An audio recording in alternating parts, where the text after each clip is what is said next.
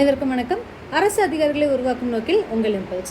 So நம்ம இப்போ box contents எல்லாமே பார்த்துட்ருக்கோம். ஸோ லாஸ்ட் லெசனில் 9th புக்லேருந்து 3rd லெசன் நம்ம பார்த்தோம், ரைட்? ஸோ எக்கனாமிக்ஸில் இப்போ 9th 4th லெசன் என்னென்னு பார்க்கலாம். ஸோ தமிழகத்தில் வேளாண்மை. ஸோ இது என்னென்ன பாக்ஸ் கண்டென்ட்ஸ் கொடுத்துருக்காங்க அப்படிங்கிறத இந்த வீடியோவில் பார்க்கலாம். ஸோ வேளாண்மை பொறுத்த வரைக்கும் பார்த்தோம் அப்படின்னா, ஸோ தமிழ்நாட்டில் எந்தெந்த ஆதாரங்கள் இருந்துச்சு, ஸோ எதில் வந்து எந்த ஆதாரங்களை எவ்வளோ பர்சன்டேஜ் நம்ம எடுத்தோம் அப்படிங்கிறது எல்லாமே இந்த லெசனில் இருக்கும். ஸோ அதெல்லாம் ரொம்ப ரொம்ப இம்பார்ட்டண்டான கொஸ்டின், ஓகேங்களா? இந்த லெசனே வந்து ரொம்ப இம்பார்ட்டன்ட். ஸோ அது நல்லா படிச்சுக்கோங்க. இப்போது ஃபர்ஸ்ட் ஒன் இதில் என்ன கொடுத்துருக்காங்க அப்படின்னு சொல்லி பார்த்தோன்னா, பயிர் செய்யப்படும் மொத்த பரப்பளவில் பாசன வசதி பெற்ற பரப்பளவு 57 விழுக்காடு. ஸோ இதில் நம்ம என்ன சொல்லாங்க, பாசன விழுக்காடு அப்படின்னு சொல்லி பார்த்தோம்னா 57% மட்டும் தான் நம்மளால் பயிர் செய்ய முடியும் அப்படிங்கிறது இதுலேருந்து தெரிஞ்சுக்கலாம், ஓகேங்களா? ஸோ அதுக்கப்புறமா மறை நீர்னா என்ன, இது ரொம்ப ரொம்ப இம்பார்ட்டன்ட். ஸோ மறை நீர், வர்ச்சுவல் வாட்டர் அப்படின்னு சொல்லுவோம். ஸோ மறை நீர் அப்படிங்கிறது ஒரு பொருளை நம்ம விளைவிக்கிறதுக்கு தேவையான தண்ணீர் எவ்வளோ தேவைப்படுது அப்படிங்கிறது தான். இப்போ ஃபார் எக்ஸாம்பிள் நம்ம ஒரு எக்ஸ்போர்ட் ஐட்டம் நம்ம பண்ணுறோம் அப்படின்னு வச்சுக்கோங்க. ஒரு ஆப்பிள் பண்ணுறோம், இல்லை கோதுமை பண்ணுறோம், இல்லை ரைஸ் பண்ணுறோம். ஸோ இந்த மாதிரி ஒரு பொருளை எக்ஸ்போர்ட் பண்ணும்போது வெறும் ரைஸாக மட்டும் அது இருக்காது. இப்போ ஒரு கோதுமையை நம்ம ப்ரொடியூஸ் பண்ணுறதுக்கு, அதாவது உற்பத்தி செய்யறதுக்கு எவ்வளோ tons of cubic metres of தண்ணி வந்து நம்மளுக்கு தேவைப்படுது அப்படிங்கிறது. அப்போ கோதுமை 1 கிலோ நம்ம கோதுமை எக்ஸ்போர்ட் பண்ணுறோம் அப்படின்னா அது கோதுமையாக மட்டும் போகாமல் அதில் இவ்வளோ டன்ஸ் ஆஃப் தண்ணியும் சேர்ந்து போகுது அப்படிங்கிறது தான் கணக்கு, ஓகேங்களா? ஸோ அதுதான் என்ன நம்ம சொல்லுவோம் அப்படின்னா மறை நீர் அப்படின்னு சொல்லுவோம். ஸோ மறை நீர் அப்படிங்கக்கூடிய பதம் 1990ஆம் ஆண்டு டோனி ஆலன் என்பவரால் அறிமுகப்படுத்தப்பட்டது. ஸோ இவர் தான் ஃபர்ஸ்ட் வர்ச்சுவல் வாட்டர் அப்படிங்கிற விஷயத்தை கண்டுபிடிச்சவர். ஸோ அதுக்கப்புறமா விவசாயம் அல்லது தொழிற்சாலையோட உற்பத்தியின் போது நுகரப்படும் நீர் மறை நீர் என்று அழைக்கப்படுகிறது. இதுதான் விஷயம். ஸோ எந்த அளவுக்கு நம்ம தண்ணியை கன்சியூம் பண்ணுறோமோ, ஸோ அதுதான் வந்து விர்ச்சுவல் வாட்டர், மறை நீர் அப்படின்னு சொல்லி அழைக்கப்படுறோம். மறை நீர் என்பது உணவு அல்லது மற்ற உற்பத்தி பொருட்கள் ஒரு நாட்டிலிருந்து மற்றொரு நாட்டிற்கு வாணிகம் செய்யப்படும் போது அவற்றோடு மறைமுகமாக அவற்றிற்காக செலவிடப்படும் நீருடன் செல்கிறது. ஸோ இதுதான் வந்து விஷயம், ஓகேங்களா? எதை நம்ம உற்பத்தி செய்கிறோமோ அதோடு சேர்ந்து எவ்வளோ கன்சூமிங் ஆஃப் வாட்டரும் இருக்குங்கிறதா நம்ம சொல்கிறோம் அப்படின்னு சொல்லியிருக்காங்க. உதாரணமாக 1 மெட்ரிக் டன் கோதுமை உற்பத்தி செய்வதற்கு, ஸோ இதான் வந்து விஷயம். இதில் எவ்வளோ கொடுக்குறாங்க அப்படின்னா, உலக அளவிலான சராசரியாக 1340 கியூபிக் மீட்டர் நீர் தேவைப்படுகிறது. இது எதுக்காக?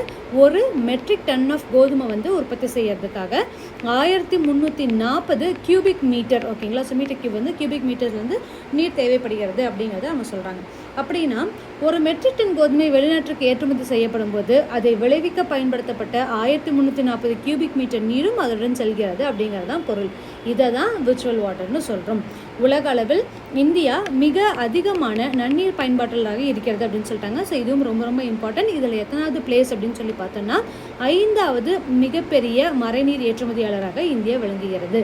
ஸோ மிகவும் அதிகமான எச்சரிக்கக்கூடிய அளவாகும் அப்படிங்கிறதையும் சொல்லியிருக்காங்க. ஸோ இதுதான் வந்து விர்ச்சுவல் வாட்டர் அப்படிங்கிறதுக்கான பதம், ஓகேங்களா? ஸோ இதிலேருந்து என்ன கேட்கலாம் அப்படின்னா, எவ்வளோ எக்ஸ்போர்ட்டிங்கில் இந்தியா வந்து எத்தனாவது பிளேஸில் இருக்குது விர்ச்சுவல் வாட்டரில் அப்படிங்கிறது கேட்கலாம். அப்போ 5வது இடம். மறைநீர் அப்படிங்கக்கூடிய பதம் எந்த ஆண்டு துவங்கப்பட்டது? 1990 யார் மூலியமாக அப்படின்னு பார்த்தோம்னா டோனி ஆலன் அப்படிங்கிறதால துவங்கப்பட்டது அப்படிங்கிறத நம்ம இதுலேருந்து பார்க்கலாம், ஓகேங்களா? இந்த பாக்ஸில் என்ன கொடுத்துருக்காங்கன்னா, தென்னிந்தியாவின் 3வது பெரிய ஆறு காவிரி ஆகும். ஸோ இதுவுமே இம்பார்ட்டன்ட். இது 765 கிலோமீட்டர் நீளம் கொண்டது. அந்த அளவுக்கு தமிழ்நாட்டில் அது பாயுது அப்படிங்கிறத நம்ம சொல்லியிருக்கோம், ஓகேங்களா? காவிரி ஆற்றின் குறுக்கே தமிழ்நாட்டில் மேட்டூர் அணை மற்றும் கல்லணை கட்டப்பட்டுள்ளது.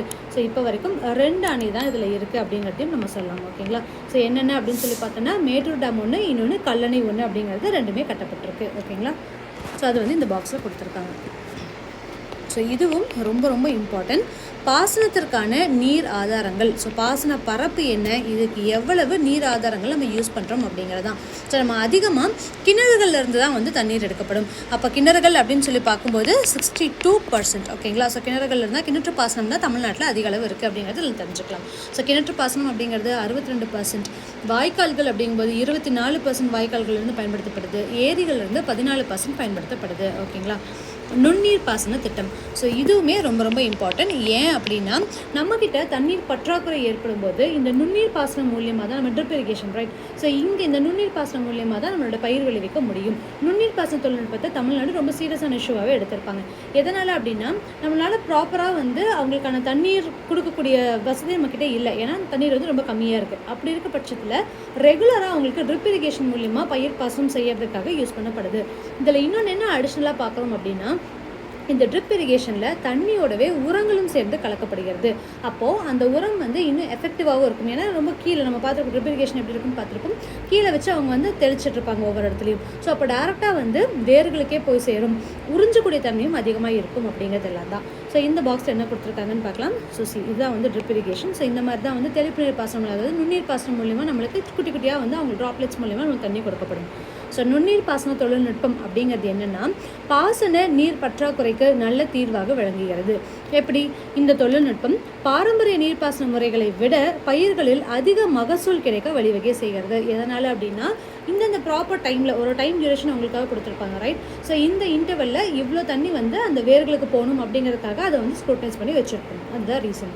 சீரான கால இடைவெளியில் அளவாக நீர் பாய்ச்சப்படுவதால் உற்பத்தி திறன் மற்றும் நீர் பயன்படுத்துதல் அதிகரிப்பதுடன் பணியாட்களுடைய செலவை கணிசமாக குறைத்து கலை வளர்ச்சியினை கட்டுப்படுத்துகிறது. ஸோ இதனால் கலையும் அங்கே கம்மியாக இருக்குது அப்படிங்கிறதும் சொல்லிட்டாங்க. நுண்ணீர் பாசனத்தின் மூலம் நீர்வழி உரமிடுவதால் உரப்பயன்பாட்டுத்திறன் அதிகரிப்பதோடு தரமான விளைபொருளும் கிடைக்கிறது. ஸோ இது ரெண்டு தான் வந்து இதோட பெனிஃபிஷரிஸாக இருக்கப்படுது. ஓகேங்களா? தமிழகம் ஒரு தண்ணீர் பற்றாக்குறை மாநிலமாக இருப்பதால் நுண்ணீர் பாசன திட்டத்தினுடைய அதிக தண்ணீர் தேவைப்படும் விவசாய பயிர்களில் தீவிரமாக செயல்படுத்துவதில் அரசு கவனம் செலுத்துகிறது. ஸோ இந்த ரீசன் தான் வந்து நம்ம நுண்ணீர் பாசனத்துக்கு அதிக இம்பார்ட்டன்ஸ் கொடுக்கப்படுது அப்படிங்கிறதும் சொல்லியிருக்காங்க. ஓகேங்களா? ஸோ இதோட இந்த பாக்ஸ் கண்டென்ட்ஸ் முடியுது.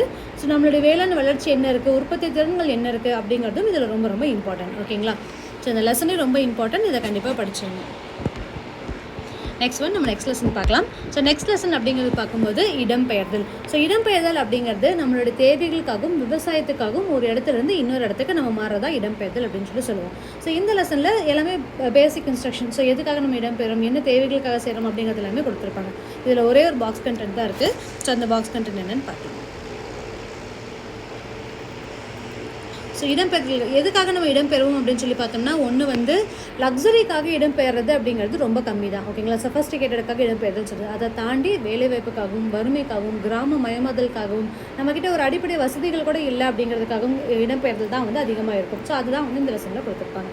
இப்போது இந்த பாக்ஸ் என்ன கொடுத்துருக்காங்க அப்படின்னா, உலகிலேயே மெக்சிகோ அமெரிக்கா ஐக்கிய நாடு இடையேயான இடப்பெயர்வு பாதையை 2010 மிகப்பெரிய இடப்பெயர்வு பாதையாகும். ஸோ இருக்கிறதுல ரொம்ப பெருசு. இது வந்து யூனிவர்சல் கொஸ்டின், அதாவது இன்டர்நேஷனல் கொஸ்டின் நம்மளுக்கு தேவையில்லை, வச்சுல ஒரு நாலேஜ்க்காக தெரிஞ்சுக்கோங்க.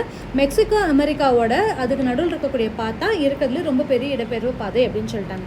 உலகிலேயே நீண்ட தூரம் இடம்பெயரும் பறவை என்ன அப்படின்னு சொல்லி பார்த்தோம்னா ஆர்டிக் டர்ன் பறவை ஆகும். ஸோ நம்ம தமிழில் ஆர்டிக் ஆலா அப்படிங்கிறத படிச்சிருக்கோம், கரெக்டுங்களா? ஸோ கடல் தாண்டி 22,000 கிலோமீட்டர் தூரத்தில் வந்து சிறகடிக்காமல் பறக்கும் அப்படிங்கிறத இங்கேயும் அதே மாதிரி இது வந்து இடம்பெயர்ந்து மைக்ரேட் ஆகுது. இடம்பெயரக்கூடிய எது அப்படின்னா ஆர்டிக் டர்ன் அப்படிங்கக்கூடிய ஒரு பறவை அப்படிங்கிறத இந்த பாக்ஸில் கொடுத்துருக்காங்க. ஓகேங்களா? ஸோ இதோட 9th லெசனில் இருக்கக்கூடிய 9th புக்கில் இருக்கக்கூடிய எக்கனாமிக்ஸ் எல்லாமே முடிச்சிட்டோம். ஸோ நெக்ஸ்ட் வீடியோஸில் வந்து 10th புக்ஸ் எல்லாம் பார்க்கலாம். தேங்க்யூ.